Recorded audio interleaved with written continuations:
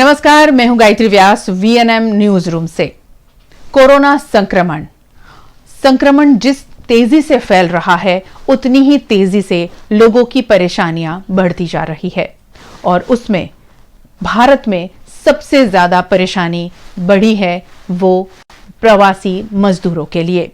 प्रवासी मजदूरों की रोजाना एक नई कहानी लोगों के सामने आती है और ये दर्दनाक मंजर कब खत्म होगा उसका किसी को अंदाजा नहीं है। विश्व के आंकड़े दिन ब दिन बढ़ते जा रहे हैं। आज शाम तक विश्व के आंकड़ों पर नजर डालें तो विश्व में 44,60,000 के करीब पहुंचा है कोरोना संक्रमण का संकट। कोरोना से मृतकों की संख्या पहुंच रही है 3 लाख के नजदीक और ठीक होने वालों की संख्या 16,78,000 के करीब पहुंच रही है। रिकवरी भी अच्छी है, मगर उसके सामने देश में भी कोरोना संक्रमण की संख्या बढ़ती जा रही है। भारत में कोरोना संक्रमण का आंकड़ा पहुंचा है 78,000 लोगों तक, जिसमें से 26,000 से ज्यादा मरीज ठीक हुए हैं और 2,500 से ज्यादा लोगों ने अपनी जान गंवाई है कोरोना संक्रमण के चलते। महाराष्ट्र में कल के मुकाबले बहुत ज्यादा तेजी से आंकड़े बढ़े हैं। 25,922 शाम 7 बजे तक के आंकड़े हैं और गुजरात में 9,268, उसमें 6,645 सिर्फ अहमदाबाद के आंकड़े हैं। वडोदरा में आज नए 13 केस सामने आए हैं, उसको मिलाकर 638 लोग कोरोना संक्रमण की चपेट में हैं वडोदरा शहर में और आज 8 मरीजों को डिस्चार्ज भी किया गया। वडोदरा शहर की खबरों पर नजर डालें उससे पहले आज की खास खबरें सबसे पहले देखेंगे। वडोदरा में आज कोरोना के नए 13 केस, 638 हुई कोरोना संक्रमितों की संख्या। छोटे रोजगार करने वालों को राज्य सरकार की सहायता, 1 लाख तक की लोन मिलेगी 2% पर, कांग्रेस ने उठाए सवाल।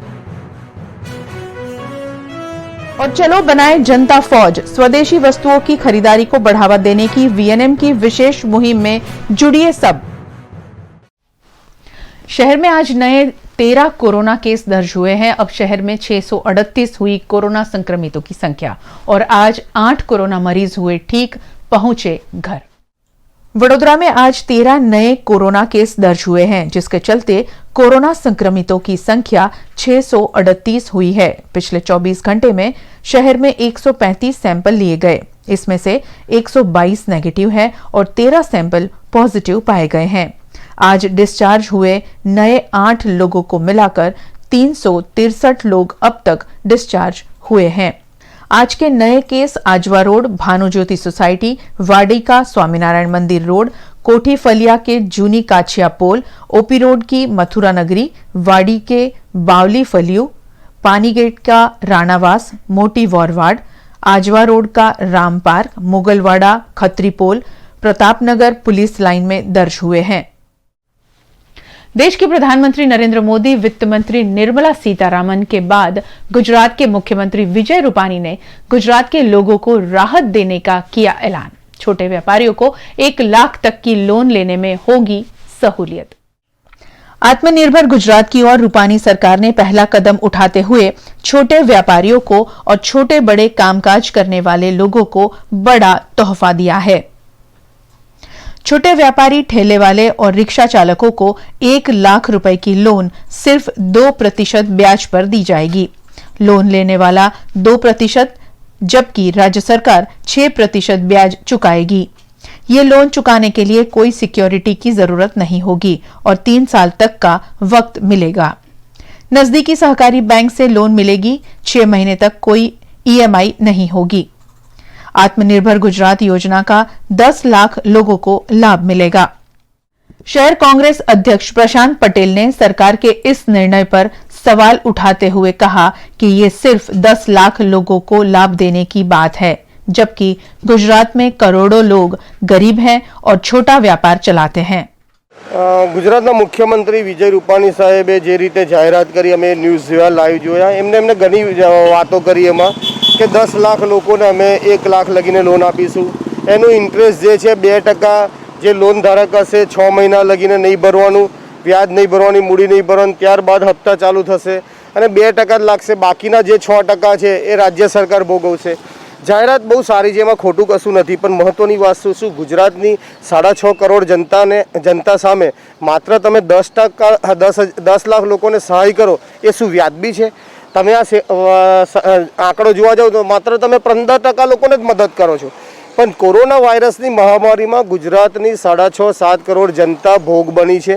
નાનો માણસથી લઈને ગરીબ માણસથી લઈને મધ્યમ વર્ગથી લઈને અપર વર્ગ તમામ લોકો હેરાન પરેશાન થઈ ગયા છે. અને જે રીતે આ કોરોના વાયરસની મહામારી છે કોઈ નિશ્ચિત નથી. જ્યાં લગીન દવા ના શોધાય ત્યાં લગીન કે લોકડાઉન કેટલા ટાઈમ લગીન રહેશે, કેટલા સમય મર્યાદામાં રહેશે. અને જ્યારે લોકો ઘરમાં બેસીને આજે લાઇટ બિલ હોય, ટેલિફોન બિલ હોય, ઘર વેરો હોય, પાણી વેરો હોય, મિલકત વેરો હોય, બાળકોની ફી હોય, આ જે લોકો 40% ગુજરાતમાં વર્ગ એવો છે રોજ કમાઈને રોજ ખાનાર છે. તો આજે પૈસા 3 મહિનાથી જે ભાડું ચૂકવવાનું થશે લાઇટ બિલથી માંડીને, કોઈ એવા હોય છે કે દુકાનદાર હોય છે કે ભાઈ ભાડાની દુકાન લઈને વેપાર કરતા હોય છે. આજે એનો દુકાન માલિક કહેશે કે લાઈ ભાઈ ભાડું આપ, હવે તારું લોકડાઉન ખુલી ગયું. કોઈ મકાનમાં રહેતો હશે તો મકાન માલિક કહેશે. લોકોની સમસ્યા ઓરિજિનલ આ છે. ગુજરાત સરકારે પહેલાં એ માફી આપવી જોઈએ સમગ્ર ગુજરાતની જનતાને, આજે જેટલા પણ ટેક્સ ઉઘરાવે છે. બીજી વાત છે કે એમને જે આ ફેસની વાત કરી 10 લાખ લોકોની સહાયની, એ સેકન્ડ ફેસ હોવો જોઈએ. ખરેખર ફર્સ્ટ ફેસ જે અત્યારની જે સમસ્યા છે એમાંથી લોકોને રાહત આપવી જોઈએ. અને જે 10 લાખ લોકોને આપવાના છે તો ક્રાઇટેરિયામાં ભાઈ સમજી લો કાલ ઉઠીને કોઈ મોટો ઇન્ડસ્ટ્રીઝવાળો એ લોન લેશે તે ક્રાઇટેરિયા અને તમે કારે લોન આપશો, કારે વેપાર કરશે. હજી લોકડાઉનનો સમય છે, પણ હાલમાં આજે લોકોને જીવવું છે. અને આજે લોકડાઉનને લઈને લોકો મરી રહ્યા છે. લોકોને ઘર ચલાવવાની ફાંફા છે, 2 ટાઈમ જમવાના ફાંફા છે. સરકારે એમાં રાહત આપવાની જરૂર છે. જે પણ નિર્ણય લીધો છે અમે આવકારીએ છીએ, પણ જે તમે માત્ર 15%ને સહાય આપવાની વાત કરી છે, પણ રૂપાણી સરકારને, ભારતીય જનતા પાર્ટી સરકારે વિચારવાની જરૂર છે કે લોકડાઉનને લઈને ગુજરાતની 6.5 કરોડ જનતા હેરાન પરેશાન છે. તો દરેક જણને રાહત પેકેજ હોવું જોઈએ, માત્ર 10 લાખ લોકોને રાહત પેકેજ નહીં. અમારું સરકારના વિનંતી છે, તમે જે નિર્ણય લો છો પ્રજા સ્વીકારવાની છે, પણ સાથે સાથે પ્રજાની જે ખરેખરની વેદના છે એ સરકારે ખરેખર એ બાજુ ધ્યાન આપવાની જરૂર છે.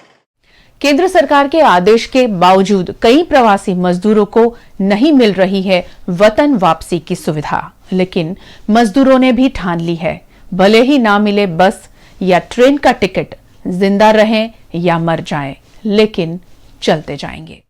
देशव्यापी लॉकडाउन के चलते सभी तरह के रोजगार कंपनियां बंद कर दी गई है, जिसके दुष्प्रभाव अब लगातार सामने आ रहे हैं।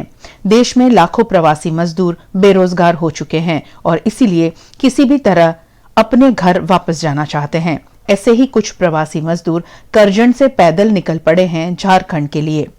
कोई बस या ट्रेन की सुविधा इन प्रवासी मजदूरों को नहीं मिल पाई है। ये मजदूर करजन की कंपनियों में काम करते थे, लेकिन अब तालाबंदी की वजह से और कोरोना के डर की वजह से अब उन्होंने अपने वतन की राह पकड़ ली है।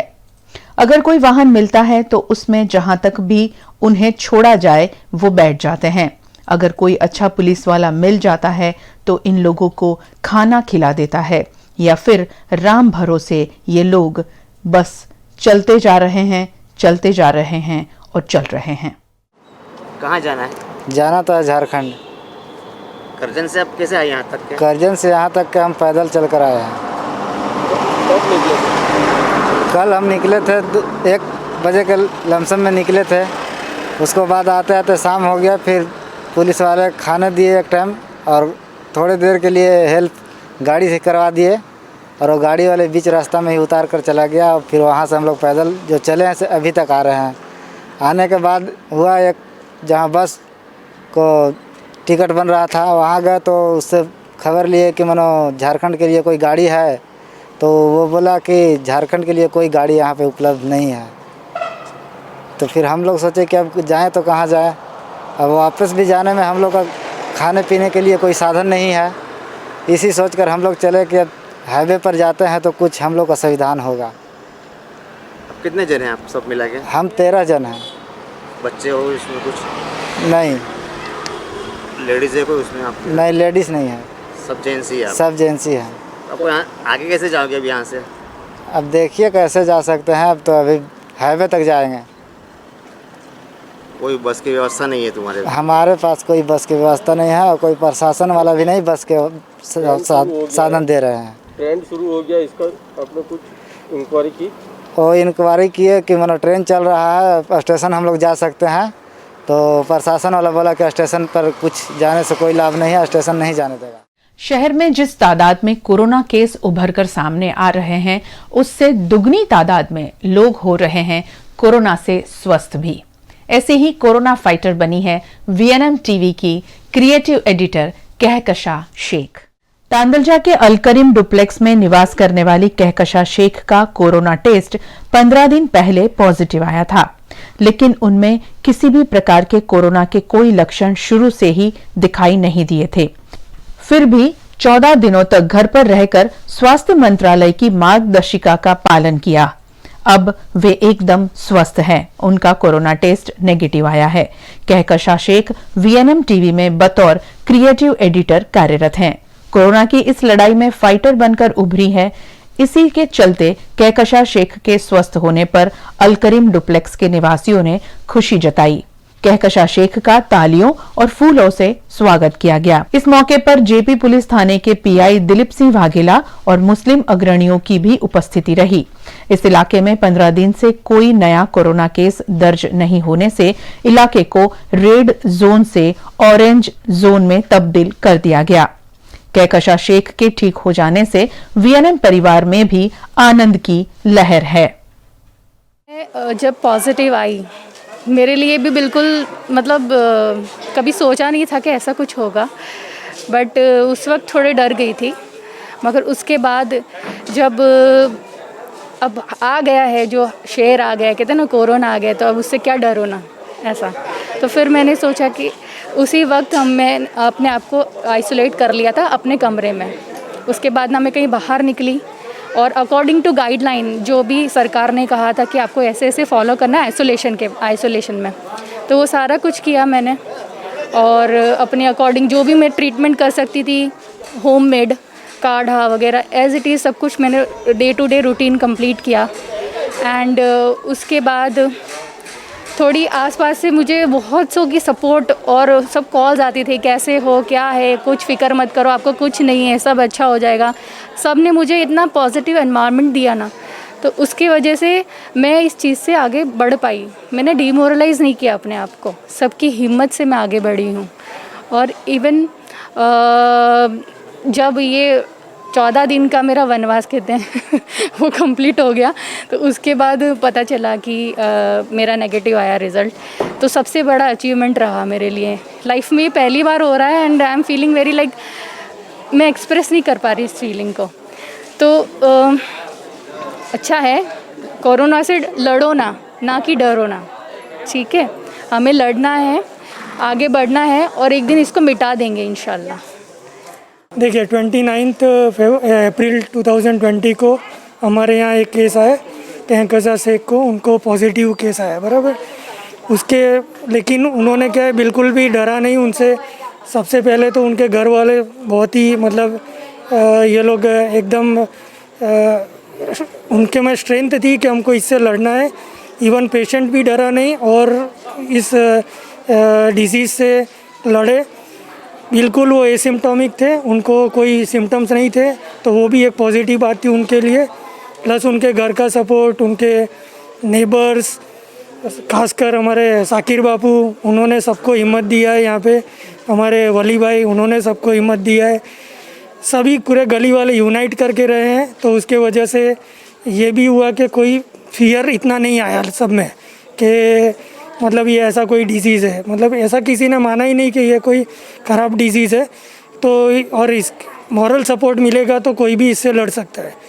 तो बेसिकली वो एक वॉरियर तरीके बाहर आए हैं, उन्होंने इस डिजीज़ को फाइट किया है और उसको डिफीट किया है। आज अगर देखने जाए तो हम लोग ने मतलब काफ़ी कुछ यहाँ पर तैयारी किया था और पीआई भी आए थे, उनको भी अच्छा सा इनॉग्रेशन दिया है। और इनको भी एक तरीके से ऐसा हमने यहाँ पर ऐसा क्रिएट किया है कि जैसे कि वो एक फाइट लड़के बाहर आए हैं और आगे अगर हमको भी कुछ हेल्प की ज़रूर होगी तो हम भी उनसे सजेशंस लेंगे कि उन्होंने ऐसा क्या क्या प्रिकॉशंस लिया था जिसके वजह से मतलब हमको इस डिसीज़ को फाइट कर सकते हैं और इसमें से बाहर हम निकल के आ सकते हैं। અમારા વિસ્તારમાં અલકરીમમાં રહેતા કહેકશા શેખ જે વીએનએમમાં એડિટિંગ તરીકે કામ કરતા હતા, એમનું રૂટીન ચેકઅપમાં પોઝિટિવ આવ્યું ત્યારે એમણે હોમ ક્વોરન્ટાઇન કરવામાં આવ્યા હતા. એમણે અકોર્ડિંગ ટુ જે ડૉક્ટરની ગાઈડલાઇન અને પોલીસની ગાઈડલાઇન પ્રમાણે એ હોમ ક્વોરન્ટાઇન રહ્યા હતા અને લોકો જોડે ડિસ્ટન્સ બનાવીને રાખ્યા હતા, જેથી આજે એમના 14 દિવસ પૂરા થયા અને એમનો કેસ એમનો જે રિપોર્ટ ફરીથી કરાવવામાં તે નેગેટિવ આવ્યું હતું.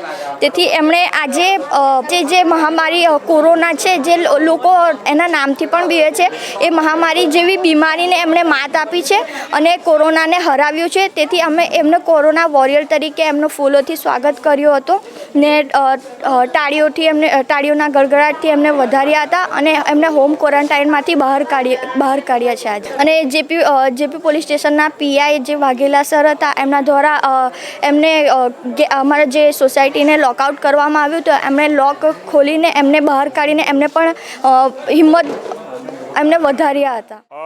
ગઈ તારીખ 29/4/2020ના રોજ અલકલીન ડુપ્લેક્સમાં કૈકશાબેન શેખ કે જેઓ વીએનએમ ન્યૂઝમાં પત્રકાર તરીકેની ફરજ નિભાવે છે, બહુ અગત્યની ફરજ કે જે સાચા અને સચોટ ન્યૂઝ જે હોય એ પબ્લિક સુધી પહોંચાડવાની અગત્યની ફરજ નિભાવતા આ મહામારીનો ભોગ બનેલ હતા. અને આ મહામારીના ભોગને કારણે 29/4/2020થી આ અલકરીમ ડુપ્લેક્સને રેડ ઝોનમાં મૂકવામાં આવેલ હતા અને ત્યારબાદ અલકરીમના રહીશોને અહીંયાથી નીકળવા માટેની પાબંદી હતી અને રિસ્ટ્રિક્શન રેડ ઝોન મુજબના આવી ગયેલા હતા. તો આ 14 દિવસ સુધીનો સમય બહુ સફળતાપૂર્વક તમામ રહીશોએ અને ખાસ કરી અને કૈકશાબેન શેખે વીએનએમ ન્યૂઝના જે કૈકશાબેન શેખ છે એમણે પાર પાડેલો છે અને એમાંથી સફળતાપૂર્વક બહાર નીકળેલ છે, મહામારીને માત આપી અને પોતે નેગેટિવ રિપોર્ટ એમનો આવેલ છે અને સફળતા મેળવેલ છે, જે એક ઉદાહરણરૂપ ગણી શકાય.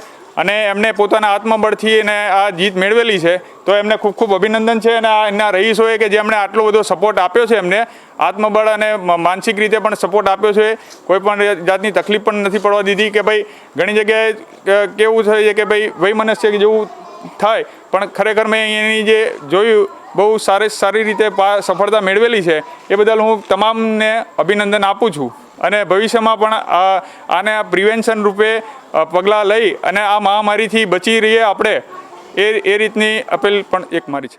29 अप्रैल वीएनएम परिवार के सभी सदस्यों के कोरोना टेस्ट के रिपोर्ट आने थे और जब रिपोर्ट आए पता चला कि हमारे परिवार की एक सदस्य जो हमारी क्रिएटिव वीडियो एडिटर हैं कहकशा शेख, उनका रिपोर्ट पॉजिटिव आया. किसी भी परिवार के सदस्यों को विश्वास नहीं हो रहा था कि ये कैसे हो सकता है, क्योंकि सभी नेगेटिव है और एक सदस्य पॉजिटिव कैसे हो सकता है. उसके बाद में उनके परिवार के सदस्यों का भी कोरोना टेस्ट करवाया गया, उनमें सभी के नेगेटिव रिपोर्ट आए. उसके बावजूद हमने ये तय किया कि स्वास्थ्य मंत्रालय ने जो नियम बनाए हैं, पॉजिटिव आने के बाद में वो नियमों का पालन किया जाएगा और कहकशा शेख के परिवार ने साथ दिया. 14 दिन बाद जब दोबारा रिपोर्ट किया गया और अब जब नेगेटिव आया है ये रिपोर्ट, वीएनएम परिवार बहुत ही सुकून में है, बहुत खुश है. जो पहले दिन हमें था कि ये रिपोर्ट में कुछ तो त्रुटियां हैं, मगर उसके बावजूद हमने इस बात को स्वीकार कर लिया था और उसमें उस चीज़ को खुशी खुशी एक्सेप्ट करके ये समय को बिता दिया. आज जब नेगेटिव रिपोर्ट आया है और उनके सोसाइटी के निवासियों ने भी इस चीज़ को बहुत ही आसानी से लिया था. बार बार कहा जा रहा है कि ये बीमारी से नफ़रत करनी है, बीमार से नहीं। और अल करीम सोसाइटी के निवासियों ने यही किया, परिवार को इतना ज़्यादा सपोर्ट दिया और कहा आप ज़रा भी फ़िक्र ना करें, हम सब आपके साथ हैं। बस वडोदरा वासियों को मैं यही कहना चाहूँगी कि जिस तरह कहकशा शेख के परिवार के साथ में वीएनएम परिवार तो था, उसका खुद का परिवार भी था, मगर सोसाइटी के परिवार वालों ने जिस तरह सपोर्ट किया है, बस उसी तरह आपके इर्द गिर्द भी ऐसा जब कोई भी व्यक्ति कोरोना पॉजिटिव होता है तो उनको आप सपोर्ट करें, सहकार करें, ये समय खुशी खुशी वो बिता सकें, उस तरह से उनको सपोर्ट करना बहुत ज़रूरी हो जाता है। आज वीएनएम परिवार बहुत ज़्यादा खुशी महसूस कर रहा है कि हम इस मुश्किल घड़ी से बाहर निकल आए हैं।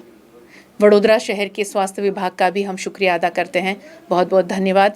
और ख़ास करके जेपी पुलिस स्टेशन से जिस तरह वहाँ के पुलिस कर्मियों ने सोसाइटी के लोगों के साथ भी व्यवहार किया और सपोर्ट किया है कहकशा शेख के परिवार को, उनका भी हम धन्यवाद अदा करते हैं।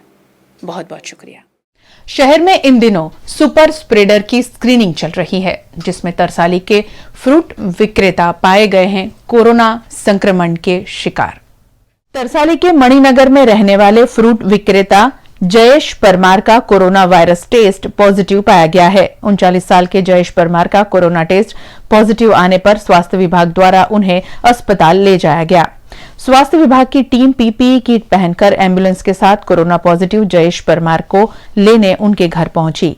नगर सेवक नीलेश राठौड़ भी इस मौके पर मौजूद रहे। हालोल एमजी मोटर्स कंपनी द्वारा कोविड-19 हॉस्पिटल को दिए गए वेंटिलेटर। कोरोना महामारी में सहयोग देकर निभाया जा रहा है सामाजिक उत्तरदायित्व। कोरोना महामारी के खिलाफ छेड़ी गई जंग में एमजी मोटर्स लगातार अपना सहयोग दे रही है। इसी क्रम में कंपनी द्वारा हालोल रेफरल अस्पताल को 22 लाख रुपए की कीमत की एम्बुलेंस दी गई थी। अब एमजी मोटर कंपनी द्वारा ताजपुरा में बनाए गए 100 बेड के कोविड-19 हॉस्पिटल को 10 लाख रुपए की कीमत के 3 आधुनिक वेंटिलेटर दिए गए हैं। इस मौके पर हालोल एसडीएम आलोक गौतम, ताजपुरा हॉस्पिटल के in charge doctor Uday Prakash, MG Motors के प्रतिनिधि यशविंदर सिंह, किरण सिंह राठौड़, रणजीत सिंह राहुल जी की उपस्थिति रही। ये वेंटिलेटर कोरोना के गंभीर लक्षण वाले मरीजों के लिए आशीर्वाद समान साबित होंगे। ताजपुरा હોસ્પિટલ ખાતે 100 બેડ કોવિડ હોસ્પિટલની બનાવવામાં આવેલી છે।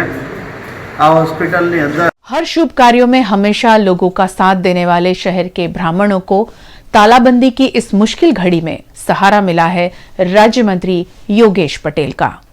राज्य मंत्री योगेश पटेल इस मुश्किल घड़ी में शहर के धार्मिक कार्यक्रम कराने वाले ब्राह्मणों की सहायता में आगे आए हैं।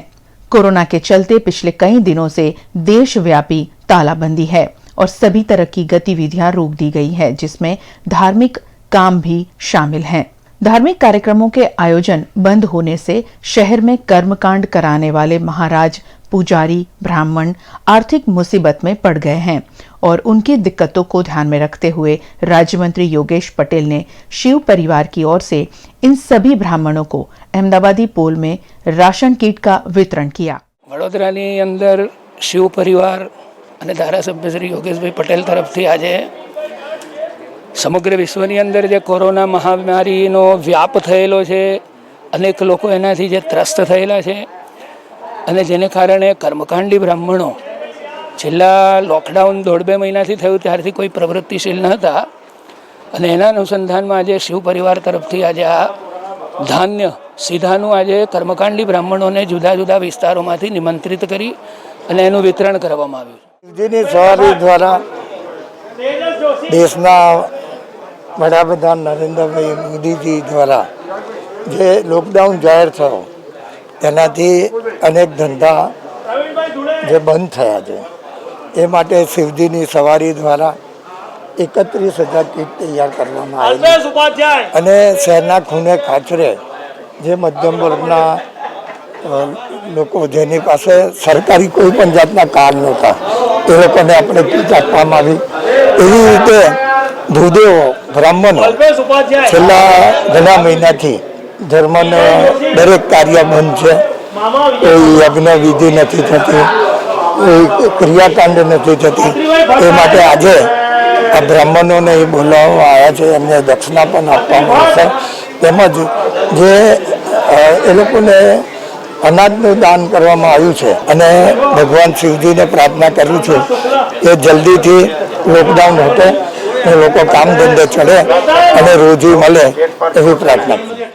और अब रुकते हैं एक छोटे से ब्रेक के लिए. ब्रेक के बाद खबरों का सिलसिला जारी रहेगा. बने रहिए VNM टीवी के साथ. Futurelink consultants 18 years of experience जो देगा आपके सपनों को पंख. A one stop support service for student, immigration and spouse dependent visa to Canada. Futurelink देता है Australia, UK, USA and New Zealand के लिए स्टूडेंट वीजा. साथ ही यहाँ हाईली क्वालिफाइड फैकल्टी देती है IELTS एंड PTE की कोचिंग, वो भी फ्लेक्सिबल टाइमिंग में. Visit Futurelink head office 216 Atlantis near Genda circle और Manjalpur branch 315 Pinakin plaza Vadodara. Paneri ethnic and stylist short and long kurtis, leggings, Patiala, palazzo और पैंट की ढेरों वैरायटीज के साथ पानेरी में है इनरवेयर का भी कलेक्शन. अमांटे, ट्रायम, लेनिसा, जॉकी, लिबर्टी वर्ल्ड जैसी इंटरनेशनल ब्रांड के साथ स्वीट ड्रीम, सोनाली, ट्राइलो, एनामोर, लावण्य और जूलियट ब्रांड भी. और हाँ, पानेरी में अब अवेलेबल है मेंस अंडरगारमेंट्स, मेंस नाइटवेयर और मेंस स्पोर्ट्स वेयर भी. पानेरी 10 राजनगर सोसाइटी नियर कलश circle, Akota stadium road, Vadodara. सरकार के आदेश के बावजूद कंपनी कर्मचारियों को नहीं मिल रहा है वेतन. पोइचा की लैक्टोस इंडिया कंपनी के खिलाफ पुलिस में हुई शिकायत. बढ़ते कोरोना संक्रमण को रोकने के लिए जब संपूर्ण तालाबंदी का ऐलान किया गया, तभी देश के प्रधानमंत्री नरेंद्र मोदी ने यह भी अनुरोध किया था कि लॉकडाउन के दौरान कंपनी कर्मचारियों के वेतन न रोके जाए. लेकिन पोइचा गांव निकट स्थित लैक्टोस इंडिया कंपनी में काम करने वाले करीबन 350 से 400 लोगों ने वेतन नहीं दिया गया है, ये शिकायत की है. कंपनी के मैनेजर आकाश भट्ट और कॉन्ट्रैक्टर करण सिंह राहुल जी ने कामदारों को वेतन देने से साफ साफ इनकार कर दिया है. कई बार वेतन मांगने के बाद भी वेतन नहीं मिलने पर लैक्टोस इंडिया कंपनी के खिलाफ भादरवा पुलिस थाने में शिकायत दर्ज करवाई गई है. शायद ये पहली ऐसी पुलिस शिकायत है जो कंपनी कर्मचारियों को वेतन नहीं दिए जाने पर दर्ज कराई गई है. कंपनी के डायरेक्टर अतुल महेश्वरी और कॉन्ट्रैक्टर करण सिंह राहुल जी के खिलाफ शिकायत दर्ज हुई है. इस मामले कंपनी का पक्ष जानने की कोशिश किए जाने पर प्रबंधन की ओर से कोई जवाब नहीं दिया गया है. जबकि भादरवा पुलिस थाने के PI BD जाडेजा ने इस मामले VNM टीवी को टेलीफोनिक जानकारी दी. એ મને હમણાં નથી ગયો, કાલે જ એને ઓલા જે આસિસ્ટન્ટનું નિવેદન લેવામાં આવ્યા હતા એના કાયમા વર્કર ચાલુ હતો. હવે બહારના કામદાર વર્કર નથી આવતા, લેબર કોન્ટ્રાક્ટરો, તો બીજા એના કાયમી વર્કરથી ચાલુ હશે. એવું છે. એટલે સર મને ખાલી એટલું જાણવું છે કે આ એક્ઝેક્ટ ફરિયાદ શું નોંધાઈ સાહેબ? આપણે એની સામે શું ફરિયાદ કરી છે? ફરિયાદ તમે આખી વાંચી જશે, તમારી કંપનીમાંથી આવી છે અને તમે વાંચી શકો છો કે ભાઈ એ લોકો પગાર ના ચૂકે એના અનુસંધાને જાહેરનામાનો ભંગનો ગુનો દાખલ કરવામાં આવેલો. आपको ये जानकर ताज्जुब होगा कि आपके और हमारे घर जो सब्जी पहुंचती है उसे लेने के लिए सब्जी विक्रेता 12 घंटों से ज्यादा लंबी कतार में खड़े रहते हैं. और ये मामला सामने आया है सयाजीपुरा के APMC मार्केट से गुजरता नेशनल हाईवे नंबर 8 से. वडोदरा के नेशनल हाईवे नंबर 8 पर सयाजीपुरा में APMC संचालित सबसे बड़ा मार्केट कार्यरत है, जहां होलसेल सब्जी विक्रेता रिटेल सब्जी विक्रेताओं को सब्जी बेचते हैं. यहां रिटेल सब्जी विक्रेता सब्जी लेने के लिए दोपहर 2 बजे से कतार में खड़े हो जाते हैं, जबकि APMC मार्केट खुलता है रात के करीबन 3 बजे. दोपहर के 2 बजे से लगी हुई ये लाइन कुछ ही घंटों में गोल्डन चौकड़ी तक और उसके बाद कई किलोमीटर लंबी हो जाती है. कोरोना संक्रमण रोकने के लिए ज्यादा लोगों को एक साथ एकत्रित नहीं होना है और सब्जी विक्रेता वैसे ही अब सुपर स्प्रेडर के रूप में उभर कर सामने आ रहे हैं. ऐसे में इस तरह की लंबी लंबी कतारें कोरोना वायरस को न्योता देने जैसी ही लग रही है. इस मामले APMC के सेक्रेटरी कश्यप जैन ने VNM से टेलीफोनिक बात की और बताया कि ये मामला हमें पता नहीं है और ये VNM के जरिए ही हमें पता चला है कि इतनी लंबी कतारें दोपहर से हो जाती है. गोल्डन चौकड़ी से लेकर APMC गेट तक कल दोपहर में 3 बजे लंबी कतारें देखी गई टेम्पो की, वो क्या है? एपीएमसी तकरीबन पिछले 4 हफ्ते से, तकरीबन 1 महीने से एक सिस्टम किया हुआ है जी। जहाँ पे जो भी फार्मर्स है उसको रात के 10 बजे से लेके सुबह के 3 बजे तक माल लेके आना है जी।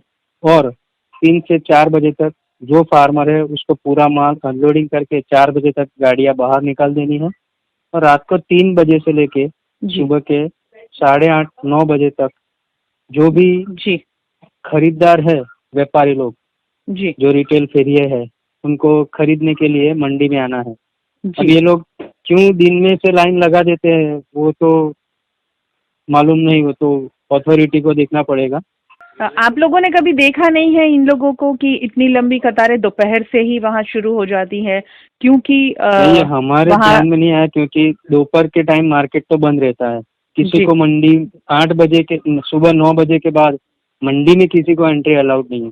तब वो लोग दोपहर के 2 बजे के आके क्यों लाइन लगाते हैं वो तो मालूम नहीं है, वो कभी देखने भी नहीं आया क्योंकि पूरा स्टाफ निकल जाता है सुबह 9:30-10 बजे तक, 10:30 बजे तक, तकरीबन 11 बजे तक तो पूरा स्टाफ खाली हो जाता है, मंडी में तक कोई नहीं रहता जी। तो बहुत दूर से ये लोग आते हैं इसीलिए वहाँ आके पहले से खड़े हो जाते हैं। लोकल लोग है, बाहर दूर से तो कोई गाड़ी आती नहीं है। सब जो खपत हो रही है वो भी यहीं पे ही हो रही है, अपने शहर में ही हो रही है। दूर से आते हैं वो किसी को, हमने किसी का पता, हमें पता नहीं है, हमने किसी का इंटरव्यू लिया है ऐसा कुछ है नहीं, या किसी ने हमें रजूआत भी नहीं किया है। तो क्यों लगाते हैं? अगर किसी का रजूआत भी मिला है क्या है कुछ मालूम नहीं है। ओके ओके, तो यानी ये तो अब जांच का विषय हो गया कि इतनी लंबी कतारें दोपहर से आधी रात वो मालूम, वो सुबह को लगती है 3 बजे से जब एंट्री लगती है तो सुबह कतारें लगती है क्योंकि हर रोज का तकरीबन 400 से 500 टेम्पा मंडी में आता है वेजिटेबल्स की खरीद करने के लिए। और दूसरी एक बात भी है, अहमदाबाद मंडी बंद है, सूरत मंडी भी बंद है 14 तारीख तक, 1 वीक से बंद है। तो शायद उसकी वजह से हो सकता है, वो अभी जांच का विषय है, मगर हमने कभी जांच करने के लिए, यानी हमारे ध्यान में नहीं आया ये चीज। कोरोना से शहर के लोगों को बचाने के लिए शहर पुलिस तो कार्यरत है ही और उनका साथ दे रही है बीएसएफ और आरएएफ की टुकड़ियां। सब मिलकर जुटे हुए हैं कोरोना के खिलाफ छिड़ी हुई इस जंग में लोगों को बचाने के लिए। कई वक्त से वडोदरा शहर की पुलिस शहर में कोरोना संक्रमण रोकने के प्रयास में है और उनका साथ दे रहे हैं बीएसएफ और आरएएफ के जवान। बीएसएफ, आरएएफ और अन्य दलों के साथ मिलकर शहर में लॉकडाउन का सख्ती से अमलीकरण कराने की कोशिश की जा रही है। इसके तहत रावपुरा पुलिस थाने के पीआई की अगुवाई में बीएसएफ की टीम ने इलाके में फ्लैग मार्च करते हुए लोगों को सुरक्षित रहने का संदेश दिया। साथ ही लोगों को अपने अपने घरों में रहकर कोरोना संक्रमण रोकने की कवायद में अपनी अपनी भूमिका अदा करने का अनुरोध भी किया। वहीं कुछ ऐसा ही पानीगेट इलाके में भी देखने को मिला, जहां आरएएफ की टीम दिन रात तैनात रहकर कानून व्यवस्था बनाए हुए हैं। पानीगेट इलाके में बड़ी संख्या में कोरोना केस सामने आए हैं। ऐसे में पानीगेट में जगह जगह नाकाबंदी कर लोगों की आवाजाही को रोक दिया गया है ताकि इस इलाके में कोरोना संक्रमण फैलने से रोका जा सके। लॉकडाउन खुलने लगा है, उद्योग शुरू हो रहे हैं और ऐसे में कामदारों को वेतन नहीं चुकाने के मामले लगातार सामने आ रहे हैं। ऐसा ही मामला सामने आया है वाघोडिया की शंकर पैकेजिंग कंपनी का। वाघोडिया जीआईडीसी की शंकर पैकेजिंग कंपनी में 200 कर्मचारियों को वेतन नहीं मिलने से कर्मचारियों ने कंपनी के खिलाफ अपना विरोध प्रदर्शन किया। इन कर्मचारियों ने 8 घंटे के बजाय 10 घंटे ड्यूटी कराई जाने के आरोप भी प्रबंधन पर लगाए हैं। इन कर्मचारियों के हित में आवाज उठाते हुए मीडिया में इंटरव्यू देने वाले 2 कर्मचारियों को कंपनी प्रबंधन द्वारा फौरन कंपनी से निकाल दिया गया, जिसके चलते कंपनी कर्मचारियों में रोष देखा जा रहा है। જે એમને એપ્રિલ મહિનાનો પગાર નહીં મળ્યો, બધા વર્કરોને પગાર લેવા માટેની મતલબ હક છે, તો એ હક પ્રમાણે જો પગાર મળી જાય બધાને તો કાયમસર એમની શિપમાં બધા નોકરી આવવા એગ્રી છે પગાર મળી જાય બધાને પૂરતો. અત્યારે શાકભાજી લાવવાના બી પૈસા નહીં, પેટ્રોલ ભરવાના બી પૈસા નહીં, વર્કર કેવી રીતના નોકરી આવશે? પણ એ એવું કહે છે કે ભાઈ તમને 27 તારીખની અમારી કંપનીનો એપ્રુવલ મળી ગઈ છે, 27 તારીખથી કંપની ચાલુ છે, જે આ વર્કર હાજર હતા એમને પગાર મળેલ છે, જે નથી આવ્યા વર્કર એમને એપ્રિલ મહિનાનો પગાર નહીં મળે. હા, સરકારે તો કહ્યું છે, તો કહે છે કે સરકાર જોડે લઈ લો પગાર, એવું કહે છે. 14 લીડરોને સસ્પેન્ડ કર્યા, એ લીડરોને બી લેવા અંદર કે લોકડાઉનની અંદર એ લોકોને સસ્પેન્ડ કર્યા. અત્યારે એમને 3 મહિનાનો પગાર નહીં ચૂકવેલો એમને લોકોને. પેકેજિંગમાં જે પ્રોબ્લેમ ચાલી રહ્યા છે, જે વર્કરોનું શોષણ થઈ રહ્યું છે, તે મીડિયા આગળ બોલવા માટે કોઈ પણ વર્કર તૈયાર નથી. એમને નોકરીથી કાઢી મૂકવાની બીક લાગે છે, મેનેજમેન્ટથી બીવે છે. એટલે વર્કરને કેવું છે કે મીડિયા આગળ વર્કર આવીને બોલે એટલે મેનેજમેન્ટને કંપનીની રેપ્યુટેશન ખરાબ થાય, એટલે મેનેજમેન્ટ એની પર કોઈ કોઈ કારણસર એ લઈને એને નોકરીથી સસ્પેન્ડ કરી દે કાં તો કાઢી મૂકે. હવે લોકડાઉનના કારણે કોઈ વર્કરથી બોલાય એવું છે નહીં. મેનેજમેન્ટ એમનું ધારે કરી રહ્યા છે. મેનેજમેન્ટ એવું કહે કે તમારે ઘરે જવું તો જતા રહો. આ લોકડાઉન પછી કંપનીની કંડીશન બહુ જ ખરાબ છે. વર્કરો જોડે પૈસા भी नहीं, बहुत खराब कंडीशन है. तालाबंदी के इस वक्त में एक नया नजारा वडोदरा शहर के 4 दरवाजा इलाके में देखने मिला, जहां पर दिखता है लोग इस हालात के सामने कितने मजबूर है. अभी तालाबंदी के इस समय में सारे धंधे रोजगार बंद है. ऐसे वक्त में एक बुजुर्ग 4 दरवाजा पर अपना ठेला लेकर बैठते हैं. वो तालाबंदी से पहले मास्क, रुमाल और मोजे बेचा करते थे और इस माहौल में भी उस उम्मीद से वे वहां बैठते हैं कि शायद कोई आकर उनसे कुछ खरीदे. और दिन भर इस कड़ी धूप में ये उम्मीद से वो वहां बैठते हैं कि कुछ कमाई हो सके. हालांकि इस वक्त में मुश्किल से 2 या 3 लोग ही उनके पास खरीदारी के लिए आते हैं, लेकिन फिर भी रोजगारी की आस में वे दिन भर खरीदारों के इंतजार में वहां बैठे रहते हैं. इसे रोजगारी की तलाश कहेंगे या मजबूरी, जो भी है, मगर ये बुजुर्ग रोज यहाँ बैठते हैं. લોકડાઉન ચાલી રહ્યું છે અને તમે શું શું વેચાણ કરી રહ્યા છો? આ માસ્ક, આ રૂમાલ, બસ આ મોજા, બસ. તો લોકડાઉનની અંદર લોકો ખરીદવા માટે આવે છે ખરા? નહીં, ભાગ્ય દિવસમાં બે કે 3 આવે બસ. આ તો ટાઈમ પાસ કરવા બેઠા છે, ગ્રાહક ના આવે કોઈ. કેવા લોકો આવે છે અહીંયા લેવા માટે? ખાસ કરીને આવે તો આપણા જેવા મધ્યમ વર્ગના, કોક નીકળી ગયો હોય આ કર્ફ્યુની મેં 7 થી સાંજે 6:30. કોઈ પોલીસ વાળા એવા લોકો ના, કોઈ ના નીકળે એવું નહીં. કોઈ લેવા માટે ભાગ્ય કોક એક આવે છે, એ પછી જતા રહે, ભાવ પૂછીને જતા લે પણ નહીં. એટલે આપણે માસ્ક શું ભાવ વેચીએ છીએ? આ 20 રૂપિયા बेचे थे साहब. અને ग्लोव्स 50, 60, 70, 80. शहर के पानीगेट इलाके में टंकी के पास फेथ हॉस्पिटल है. इस अस्पताल को कोरोना संक्रमितों के इलाज की अनुमति मिली है, जिस पर जानकारी दी फेथ हॉस्पिटल के MD medicine doctor Mohammed Hussain ने. अस्सलाम वालेकुम. अल्हम्दुलिल्लाह यहाँ मुस्लिम मेडिकल सेंटर में लेवल 2 के लिए गवर्नमेंट की तरफ से हमें अप्रूवल मिला है. गवर्नमेंट की तरफ से हमें अपील थी कि हम अपनी कोई जगह दें जहाँ सिटी में एक अच्छा सेंटर बने, जहाँ सभी धर्मों, सभी नात जात के लोग आके कोविड की ट्रीटमेंट ले सकें. जो मरीज़ को कोविड के सिम्टम्स हो गए, लोकल डॉक्टर को अगर लगता हो कि ये कोविड हो सकता है, तो वो मरीज़ सीधे यहाँ पर भेज सकते हैं. मरीज़ सीधे यहाँ पर एडमिट होकर यहीं से टेस्टिंग सीधा गवर्नमेंट हॉस्पिटल में जाएगा. ऐसा कोविड के ताल्लुक से 3 तरह के हॉस्पिटल्स होते हैं, लेवल 1, लेवल 2 और लेवल 3. गोत्री जो है वो लेवल 1 है, वहाँ पर वेंटिलेटर, डायलिसिस और हर तरह की सुविधा वहाँ पर मौजूद है. हमें जो अप्रूवल मिला है वो लेवल 2 के लिए है. तो यहाँ पे पेशेंट आएगा, ऑक्सीजन तक की जिसकी ज़रूरत होगी उसको हम यहाँ पे ट्रीटमेंट देंगे. अगर समझो किसी पेशेंट का ऑक्सीजन ज़्यादा कम होगा तो हमें उस पेशेंट को गोत्री या SSG भेजना पड़ेगा. लेवल 3 जो हम अभी ITI बावानी में चला रहे हैं, जहाँ एकदम स्टेबल पेशेंट या जिस मरीज़ को कम सिम्टम्स है, कम तकलीफ़ है, वो वहाँ पर ऐसा आएगा. और एक इम्पॉर्टेंट बात है, यहाँ पे जो भी ट्रीटमेंट होगी वो बिल्कुल फ्री होगी, मरीज़ को कोई भी पैसा देने का नहीं रहेगा. और ख़ास करके इस जद्दोजहद में, इस कोशिश में मैं 2 लोगों का नाम लेना ख़ास चाहूँगा, जुबैर भाई गोपलानी और सलाउद्दीन भाई, जो ये MMC के ट्रस्टी हैं, जिन्होंने हर मुमकिन सपोर्ट हमें इसमें दिया है. तैयारियाँ शुरू हो गई है. स्टाफ की कुछ कमी है, डॉक्टर्स, नर्सिस, इनका रिक्रूटमेंट चल रहा है. जैसे ही वो हो जाएगा, ऐसा तुरंत ही इंशाल्लाह कुछ ही दिनों में हम उसे शुरू कर देंगे. कल जब सरकार की ओर से राहत पैकेज घोषित हुआ, तब लोगों को ऐसा लगा था अब राहत की सांस ले सकेंगे, मगर ऐसा कुछ भी नहीं हुआ। ऊपर से केंद्र सरकार की ओर से जो पैकेज घोषित हुए हैं उसमें लोन देने की बात कही गई है, जो लोगों को गले नहीं उतरी। आज शेयर बाजार में भी कुछ गिरावट आई है और शेयर बाजार की बात करने के लिए वडोदरा में जब भी नजर जाती है तो एक ही जगह पर जाती है और वो है हमारे वीएनएम के प्रिय शेयर बाजार विशेषज्ञ जगदीश ठक्कर, जो हमारे साथ जुड़ गए हैं। नमस्कार सर। नमस्कार Gayatri, thank you so much for the comment.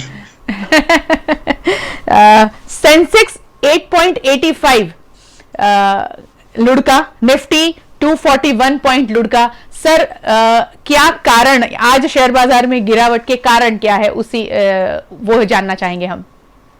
सबसे पहले तो ये आप जानिए कि कल क्यों बढ़ा। हाँ, वो बात है।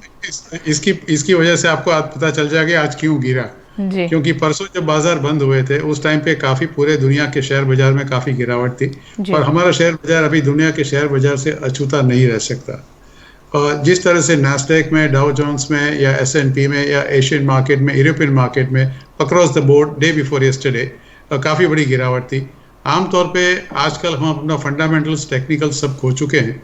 सिर्फ जो हम फॉलो करते हैं वो विदेशी शेयर बाजार को फॉलो करते हैं और खास करके अमेरिकी शेयर बाजार में। अगर ये घोषणा कल नहीं होती परसों रात को तो शायद मुझे लगता था कि ये कल का जो उछाल है वो शायद कल भी नहीं आता।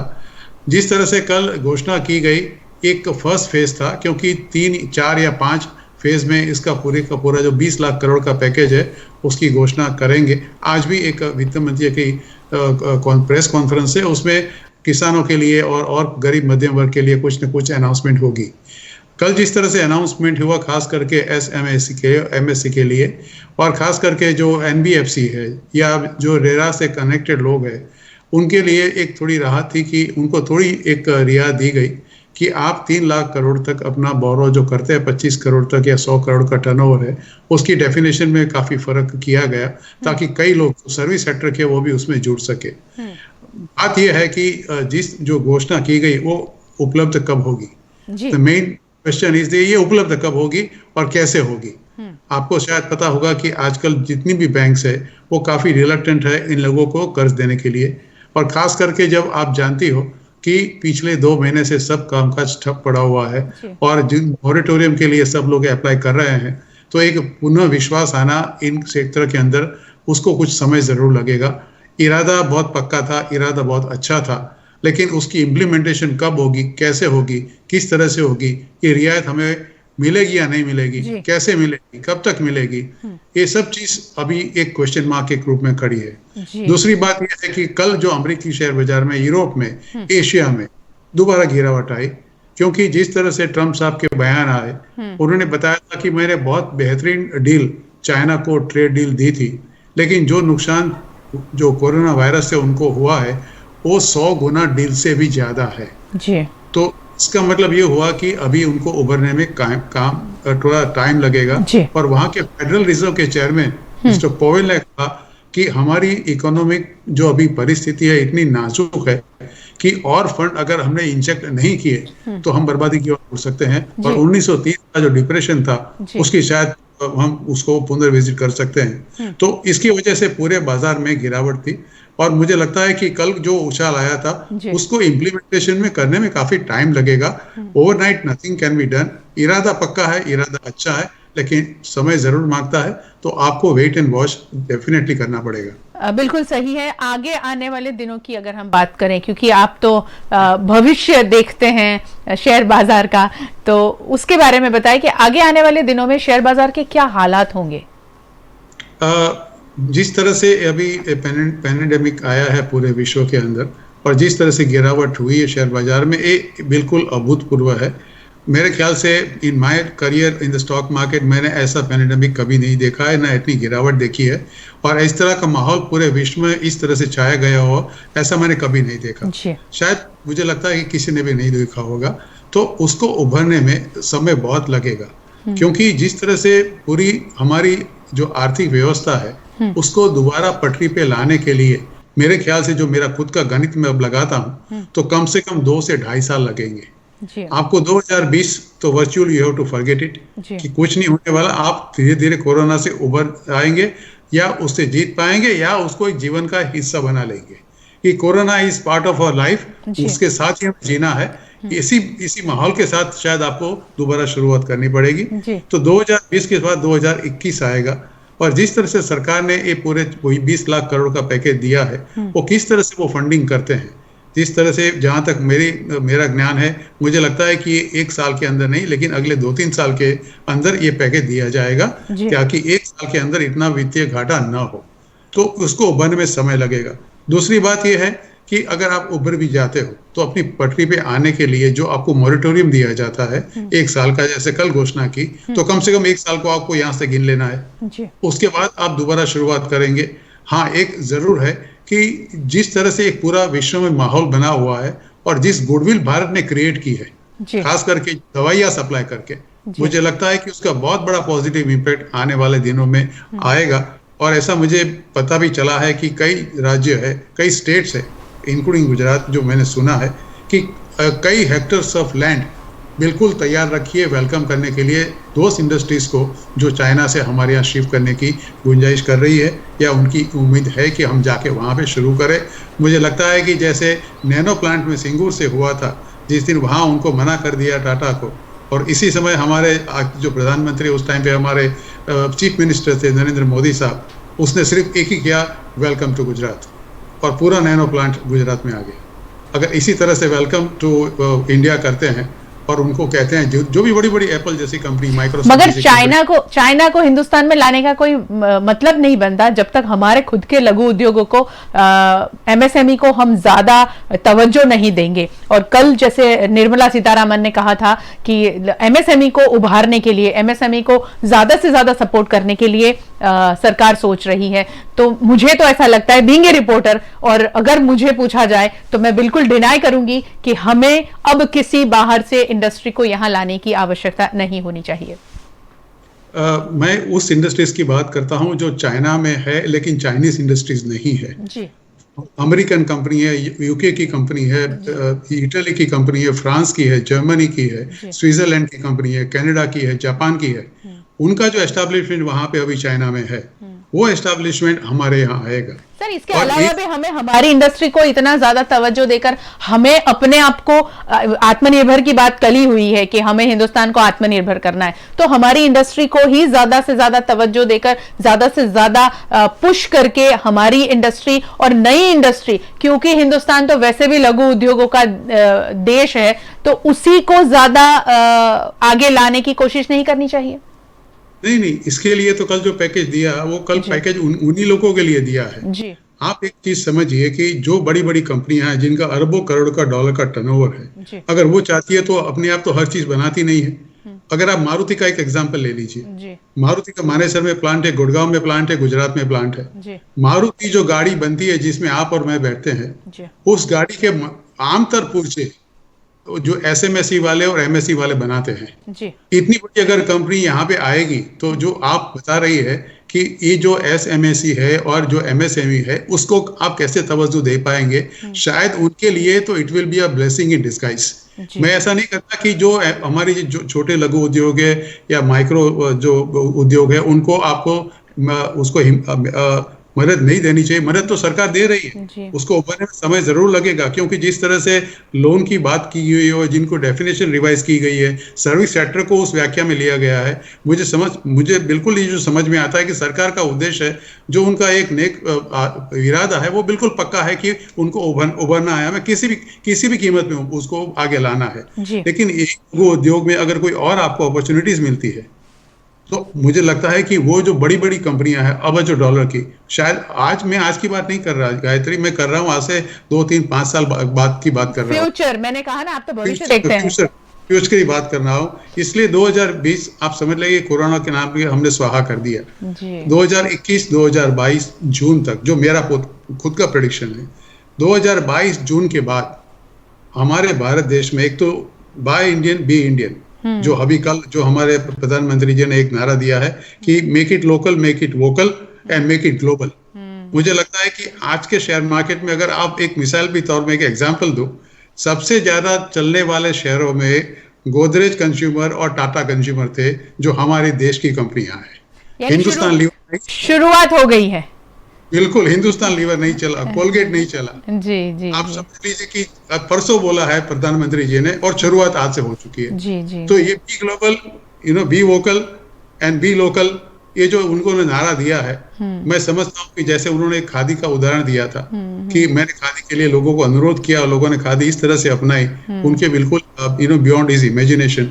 अभी इन लोगों ने बहुत ही अहम इम्पोर्टेंस दिया हुआ है और मुझे लगता है कि ये मामला, जहां तक स्टॉक मार्केट का सवाल है, वो तो आपको इमीडिएट रिएक्शन दे ही देगा। प्राइस बढ़ेगा, जैसे मैंने बताया कि वो टाटा कंज्यूमर में या गोदरेज कंज्यूमर में या जितनी भी लोकल, डाबर में अगर आप देखिए जो लोकल हमारी कंपनियां हैं, वो सभी के सभी कंपनियां। और दूसरी जो हमारी कंपनियां जिससे सबसे बड़ा फायदा होगा वो हमारी फार्मास्यूटिकल कंपनीज। और जो कैपेसिटी हमारे पास बनाने की है, जो खास करके जो हम कहते हैं कि जेनरिक मेडिसिन हम बनाते हैं, पैरासिटामोल से लाके इबुप्रोफेन से लाके या हाइड्रोक्लोरिक विनाइन से लेके सब चीज, यहाँ बहुत ही बड़ी 70% of this production is being done in India. जी। अगर कोरोना के साथ हमें जीना है और corona is part of life like the flu और any other disease we have been suffering today, अगर मुझे लगता है कि pharmaceutical industries again will grow. अगर आप मुझे कहते हैं कि थोड़ी भविष्यवाणी कीजिए, मैं समझता हूँ कि यही मेरी भविष्यवाणी है।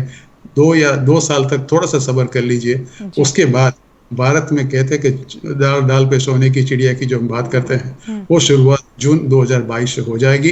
वो एक डिकेड पूरे 10 साल तक चलेगी। जी, बहुत बहुत शुक्रिया हमारे साथ में जुड़ने के लिए जगदीश ठक्कर जी।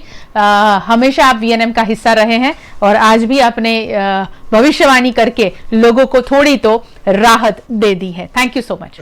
गायत्री, एक चीज मैं आपको जरूर कहना चाहूंगा कि जो मेरी टेलीविजन करियर की शुरुआत है, जो नफीस खान सर है, उसने मुझे टेलीविजन में फर्स्ट टाइम इंट्रोड्यूस किया था और उसके बाद मैं ग्लोबल से मैं भी लोकल से नेशनल से ग्लोबल लेवल पर पहुंच चुका हूं। मैं समझता हूं कि ये टाइम मेरे लिए आज बिल्कुल जायज है। मैं आपका भी शुक्रिया अदा करूं, नफीस खान साहब का भी शुक्रिया अदा करूं कि अगर आपने मुझे लॉन्च कुछ सालों पहले नहीं किया होता, शायद मैं आपसे इस टेलीविजन पे इस तरह से बात नहीं कर पाता। Thank you so much sir, thank you. बस आप स्वस्थ रहें और take care. Thank you to all your viewers of the VNM. Thank you sir, thank you. Jagdish Thakkar ji ने तो कह दिया है 2021-22 तक हमें इंतजार करना होगा और ये समय लंबा जरूर है, मगर हमें धीरज और पेशेंस रखकर हर हालात से निपटना होगा। शेयर बाजार में जो भी उतार चढ़ाव आते हैं वो हमारे अर्थतंत्र की सही दिशा दिखाते होते हैं। परेशान मजबूर प्रवासी मजदूरों की कहानी बयां करती तस्वीरें देखकर पिछले कई दिनों से हमारी आंखें रोजाना गीली हो जाती है। ऐसी ही कुछ तस्वीर आज भी सामने आई है, जिसे देखकर दुआ जरूर करें कि इनका ये सफर जल्द खत्म हो। प्रवासी मजदूर घर तक पहुंचने की ठानकर अब सैकड़ों किलोमीटर पैदल अपने घर की ओर चल रहे हैं। इन मजदूरों के हालात की कहानी सुनकर वैसे ही दिल दहल जाता है। ऐसे में कुछ तस्वीरें सामने आई है जिसमें मजदूर परिवार सैकड़ों किलोमीटर की यात्रा कर घर जा रहा है। उस परिवार के साथ पैदल चलता बच्चा जब थक कर सो गया तो मां ने उसे ट्रॉली बैग पर रखकर खींचना शुरू कर दिया। इन तस्वीरों को देखकर आपका दिल भी पसीज जाएगा। इन तस्वीरों को देखकर ये पता लगाया जा सकता है कि चाहे कुछ भी हो, लेकिन ये मजदूर हर हालात में अपने घर जाना चाहते हैं। शहर के सामाजिक संगठन टाइगर ग्रुप ने जूनी घड़ी में जरूरतमंदों को राशन किट बांटकर समाज सेवा का कार्य किया। पिछले 1.25 महीनों से देश में तालाबंदी चल रही है और इस तालाबंदी में गरीब वर्ग बेहाल हो गया है। रोज कमाकर रोज खाने वाले लोगों को अब परिवार का पेट कैसे भरे, ये दिक्कत सता रही है। ऐसे में शहर के टाइगर ग्रुप ने शहर के जूनीगढ़ी इलाके में जरूरतमंद लोगों को राशन किट देकर उनको आर्थिक सहाय देने की कोशिश की। वडोदरा शहर जूनीगढ़ी विस्तार के अंदर आज हम डोर टू डोर घर जिसको ज़रूरतमंदों के जिसके पास घर के पास खाने का राशन नहीं है और अपंग है और उनके पास खाने का कुछ भी नहीं है। तो संभाजी राजे जयंती उनका आज जयंती है, तो उस निमित्त के लिए टाइगर ग्रुप वडोदरा शहर जूनीगढ़ी के अंदर किट का वितरण करने आए हुए हैं।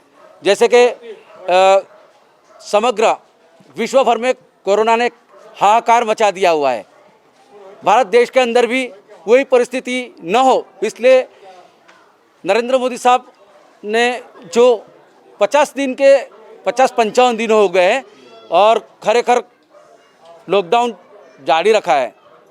लोगों को मेरा एक ही कहना है कि जो सरकार और पुलिस प्रशासन जो सोशल डिस्टेंस का रखते हैं उसका पालन करें, पुलिस का सुने, घर घर रहे।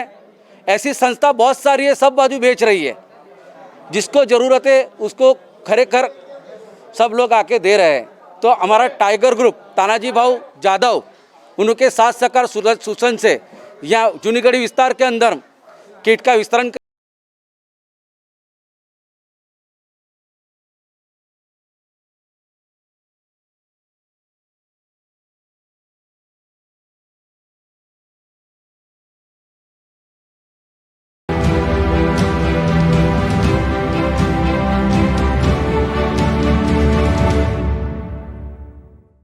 हिंदुस्तान जिस हालात से भी गुजर रहा है, हर एक व्यक्ति जो बहुत ज़्यादा सेंसिटिव है, बहुत ज़्यादा सेंसिबल है, रोज़ाना थोड़ी देर के लिए सही अपनी आंखें नम करता होगा जब प्रवासी मजदूरों के हालात हमारे सामने आते हैं।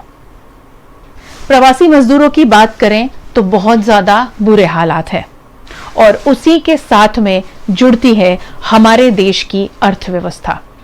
तालाबंदी, कोरोना वायरस संक्रमण, ये सारी चीजें बहुत ज्यादा हमारे देश को हिला चुकी है। उसी के साथ साथ में जिस तरह हर व्यापार उद्योग बंद हुए हैं और अब कब शुरू होंगे उस पर भी सवाल है। उसी के साथ में एक सोच आती है कि इस अर्थव्यवस्था को सुधारा कैसे जाए। सरकार अपने बड़े बड़े वादे कर रही है, सरकार अपने बड़े पैकेजेस घोषित कर रही है, वो कब तक आम जनता तक और उन उद्योगों तक पहुंचेंगे वो भी एक बड़ा सवाल है। तो क्यों ना हम ये सोचें कि हम इंडिविजुअल लेवल पर हर एक व्यक्ति अपने अपने तरीके से इस अर्थव्यवस्था को सुधारने में क्या योगदान दे सकता है, उस पर हमें सोचना होगा। और इसीलिए वीएनएम ने एक मुहिम छेड़ी है, चलो बनाए जनता फौज। हम सबको मिलकर एक ऐसी सशक्त फौज तैयार करनी है, हमारे देश के और हमारे राज्य के और हमारे शहर के अर्थतंत्र को आर्थिक परिस्थितियों से लड़ने के लिए हम सबको तैयार होना होगा और अर्थतंत्र को सुधारने के लिए हम सबको आगे आना होगा। इसीलिए चलो बनाए जनता फौज, खरीदे सिर्फ स्वदेशी चीजें। और ये सोच में हर रोज हम वडोदरा शहर के कुछ छात्रों के साथ में कुछ ऐसे लोग होंगे जो इस बारे में ज्यादा सोच रहे होंगे। इस तरह से हम बात करेंगे। आज हमारे साथ में जुड़ेगी चैती भट्ट, बहुत ज्यादा सेंसिबल है, बहुत ज्यादा सेंसिटिव गर्ल है, यूं कहें तो गलत नहीं होगा। चैती हमारे साथ जुड़ चुकी है। चैती, बहुत बहुत स्वागत है आपका। नमस्कार। चैती, क्या सोचते हो जो मैंने अभी बात की, स्वदेशी चीजें खरीदने की? हर साल दिवाली के समय एक मुहिम सी छेड़ देता है हर व्यक्ति। सोशल मीडिया पर ऐसे वीडियोस आते हैं कि दिए खरीदे, हमारे ही बने हुए दिए खरीदे। मगर आज जब हालात ऐसे हुए हैं कि हर देश के नागरिक को उसके बारे में सोचना होगा, आप क्या सोचती हैं? तो a lot of things। एक तो पहले जो नेशनैलिटी का इतना फाइट चल रहा था, नेशनलिज्म पे इतना फाइट चल रहा था कि भारत ये भारत वो, तो अभी ही टाइम है जहाँ पे एवरी इंडिविजुअल, हर नागरिक उस तरीके से सोचे कि नहीं, अभी हमें हमारे देश को बचाने की जरूरत है। एंड द माइग्रेंट्स जो लोग हैं जो अभी ट्रैवल कर रहे हैं यहाँ से वहाँ, जो सबसे नीचे वाला जो लेयर है workers, they are the one, वो एक नीड है हमारे इकोनॉमी के लिए, जो सबसे ज्यादा अफेक्टेड भी है eight this given point of time. Economically देखें, साइकोलॉजिकली देखें, सबसे ज्यादा तकलीफ उसी वर्ग को हो रही है। तो हम जो कंफर्टेबली अपने घरों में बैठे हैं, जब भी इकोनॉमिक जब भी हम बाहर जाएंगे, तो सबसे ज्यादा एसेंशियल पार्ट ये होगा कि हम जो छोटे छोटे जॉब्स हैं, जो स्मॉल जॉब्स हैं, जैसे आपने दिवाली का एग्जांपल दिया कि हम चाइनीज प्रोडक्ट्स को अवॉइड करके जो अपने लोग हैं जो डेली बेसिस पे कमाते और खाते हैं, उन लोगों को ज्यादा हम सपोर्ट करें and we avoid a lot of import जो ज्यादा इकोनॉमी पे लोड हो सकता है कि हम इम्पोर्ट कर रहे हैं गुड्स, उसके लिए हमको ज्यादा पे करना पड़ता है। So all those things, we need to be a little more sensitive towards our own people at this point of time. Although ये भी है कि वो उन्हीं को हमने तितर बितर कर दिया है, उनके पास रहने को घर नहीं है, खाने को खाना नहीं है, लोग चल चल के अपने घर जा रहे हैं। तो एक तो ये दोगली जो बातें हो रही हैं कि ट्रेन की टिकट्स फ्री होनी चाहिए, उनको तुम सर्विस प्रोवाइड कर रहे हो, तो पहले तो ट्रेन सर्विस चालू हो रही है पर वो अपने घर भी नहीं जा पा रहे because they don't have the money. So we need to try and let go of our luxuries for some time and support these people at this given point of time, क्योंकि अब जब साथ में आगे बढ़ेंगे तभी हम एक इकोनॉमिक रिकवरी कर पाएंगे, ऐसा मेरा मानना है।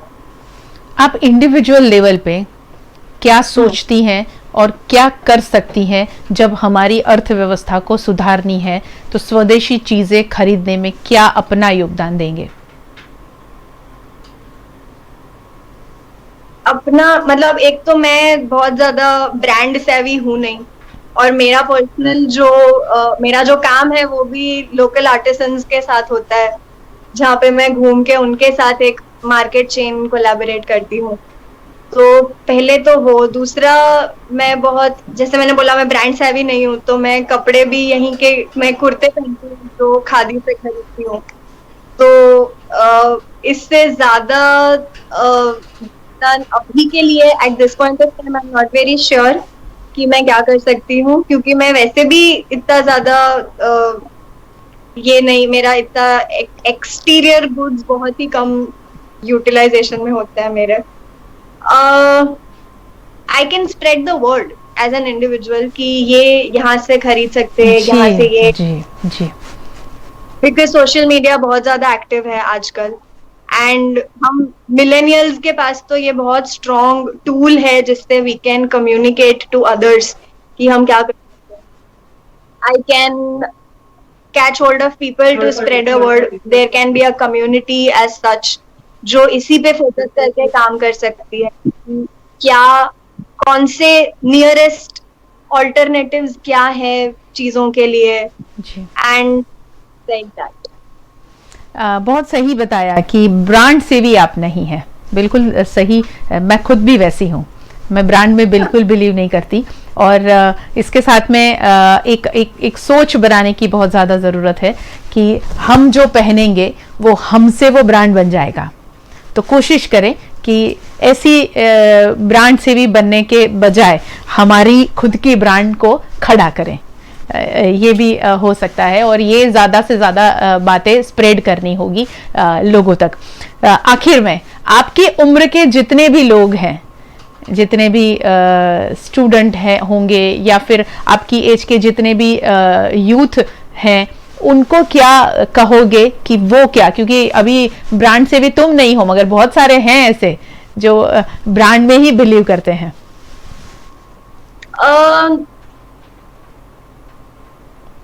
उनके लिए एक फायदेमंद बात यह है कि अभी बहुत सारे जो फैशन टेक्नोलॉजी और फैशन इंडस्ट्री से जुड़े लोग हैं, वो बहुत सारा go back to the roots करके पूरा मूवमेंट चला है, जहाँ पे कॉटन, जहाँ पे जो इंडियन ये है, इंडियन ट्रेडिशनल वेयर है, वो बहुत ज्यादा हाईलाइट हो रहे हैं। तो they can find brands that are Indian and local. मतलब I have a few people in my friend circle who are designers, पर वो लोग बहुत लोकल सी चीजें डिजाइन करते हैं, and they are also trying to although उनका मेजर पेमेंट जाता है इन्हीं आर्टिसंस को जो ये डिजाइन प्राइमरीली डिजाइन करते हैं, तो there is a group of people जो उनके पास से सीख के फिर उनको ऐसे मॉडर्न तरीके से ड्रेस बना के या T shirts and tops and shirts ऐसा सब बना के they sell it at a much higher rate. So they are costly, but then all brands are costly. So an alternative brand, I think, is a good idea for people who are brand savvy. For people who want to switch, अभी वैसे भी बहुत गर्मी है, branded कपड़ों की जरूरत है ही नहीं, तो you can give it. And nobody is, I think today, like in 2020, कोई आपको अपने कपड़ों से तो जज नहीं करता है. मतलब एक एलिमेंट होता है, but apart from that it is, I think this is the simplest way कि आप जो लोकल कपड़े हैं, जो लोकल मार्केट में, क्लॉथ मार्केट, टेक्सटाइल मार्केट, उससे आप एसोसिएट, आपको ज्यादा ऑप्शन भी मिलेंगे, ज्यादा चॉइसेस मिलेंगी, ज्यादा डिजाइन्स मिलेंगी. तो I think that's a very, it's the most convenient and easy way जहाँ पे आपको आपका कुछ चेंज नहीं करना है, आपको आपकी लाइफस्टाइल चेंज नहीं करनी है, आपको बस इंटरनेट पे 2 मिनट ज्यादा सर्च करना पड़ेगा. पर वैसे भी क्वारंटाइन में हम मोस्टली हम फ्री हैं, बिल्कुल फ्री है. और इसीलिए वीएनएम ने एक सोच रखी है लोगों के सामने, चलो बनाए जनता फौज. ये फौज को स्ट्रॉन्ग फौज बनाना होगा. और एक बात मैं जोड़ के इस बात को विराम दूं, हमारी चर्चा को विराम देंगे. आखिर में कुछ और कहना चाहोगे चैती? वही, मतलब जो मैंने शुरुआत में बोला कि अभी सबसे ज्यादा देश को हमारी जरूरत है एज एन इंडिविजुअल जी. मतलब जैसे हम भी, फॉर एग्जाम्पल, जैसे पोल्यूशन इतना बढ़ रहा था तो हम मल्टीनेशनल कॉर्पोरेशंस और इंडिविजुअल सब को ब्लेम कर रहे थे कि सबके वजह से हो रहा है जी. बट देन सब रुका, तभी earth has started to heal. मतलब individual and corporations and factories and everything जी. अगर हम सब साथ में ये जुड़ के काम करेंगे तो इकोनॉमी ज्यादा रिकवर होगी in all little elements and of the industry. तो every bit of every individual is necessary at this point of time. अभी अपनी राष्ट्रीयता दिखाने का सही वक्त अभी है. बहुत सही बताया चैती, थैंक यू सो मच हमारे साथ जुड़ने के लिए. और एक बात और बताना चाहूंगी आपको भी आखिर में, और हमारे सभी दर्शकों को भी. चलो बनाए जनता फौज. हर एक व्यक्ति जब राष्ट्रगान गाता है तो हमेशा रोंगटे खड़े हो जाते हैं, ऐसी फीलिंग आती है हर एक व्यक्ति में, और सोचता है काश मैं फौजी होता. तो वीएनएम ने ये आपको फौजी बनाने की एक मुहिम छेड़ी है. अगर आप इसका हिस्सा बनते हैं, अगर आपने एक छोटी सी बात भी करी है, किया है कि मैंने स्वदेशी ये चीज खरीदी, नजदीक में बनाया हुआ किसी ने कोई कपड़ा खरीद लिया, नजदीक में बनी हुई अपने शहर की बनी हुई कोई चीज आपने खरीद ली, तो हमसे शेयर जरूर करें. क्योंकि घर में बैठकर छोटी छोटी चीजें खरीदकर, कुछ अच्छी बातें कर अगर फौजी बन सकते हैं तो इससे बेहतर क्या होगा. क्योंकि फौज में जाने से बड़ी कठिन उसकी ट्रेनिंग से गुजरना पड़ता है. इसमें ऐसी कोई ट्रेनिंग नहीं है, ठीक है ना चैती? तो बस इसी फौज का हिस्सा बनो. और बहुत बहुत शुक्रिया चैती हमारे साथ में जुड़ने के लिए. आप हमारी पहली फौजी है, ठीक है? वीएनएम की जी बिल्कुल. आई होप कि ये मुहिम जारी रहे और बहुत सारे लोग जुड़े हमारे साथ इस में. छोटी सी बात मुझे अभी याद आई, लीबिया का जो एग्जांपल है, जब लीबिया पूरा ड्रेन आउट हो गया था जी, तब leader he decided to close everything. He decided for it to be a closed economy and eventually the people had to suffer. बहुत सारी तकलीफ हुई लोगों को, पर जो पावर से वो रिकवर हुआ, they were able to provide free education, free fuel, free accommodation and housing to people. और बहुत ज्यादा स्ट्रांगली रिकवर हुई थी लीबिया की economy. People can read about it, लोग पढ़ सकते हैं उसके बारे में. दोनों साइड था, प्रोज एंड कॉन्स, पर unless you go back and help your own people, it is very difficult to fight it out. So I hope and I wish and I pray for everybody to join in and that we come out as a stronger economy and stronger individuals. क्योंकि फौजी पहले खुद मन मक्कम करके फिर जंग पे जाते हैं, तो हम सभी ये लड़ाई में जुड़े, ऐसी मेरी मत। जी जी, थैंक यू सो मच चैती। चैती की बातें बड़ी है छोटी मगर बातें बहुत बड़ी बड़ी होती है। बहुत बहुत शुक्रिया हमारे साथ में जुड़ने के लिए। Thank you, thank you. बस आप भी इस फौज का हिस्सा बनना चाहते हैं तो अपनी बातें हमसे जरूर शेयर करें, और अगर आप इस फौज का हिस्सा बन चुके हैं और हमें कुछ बताना चाहते हैं तो भी हमसे शेयर करें। 9427622606 पर आप हमें जरूर कांटेक्ट करें, और दूसरा नंबर है 9879572606। और चलो बनाए जनता फौज, ये फौज का हिस्सा वडोदरा शहर और पूरा राज्य और पूरा देश बन सकता है, और ऐसी फौज तैयार होगी जब कभी हिंदुस्तान के किसी भी व्यक्ति को कोई भी तकलीफ से गुजरना ना पड़े। बहुत बहुत शुक्रिया हमारे साथ में जुड़ने के लिए। VNM टीवी के साथ में जुड़े रहें, YouTube चैनल सब्सक्राइब करें और VNM की इस फौज का हिस्सा भी बने, और VNM की अपडेट भी आप तक पहुंचती रहेगी इसी के जरिए। नमस्कार।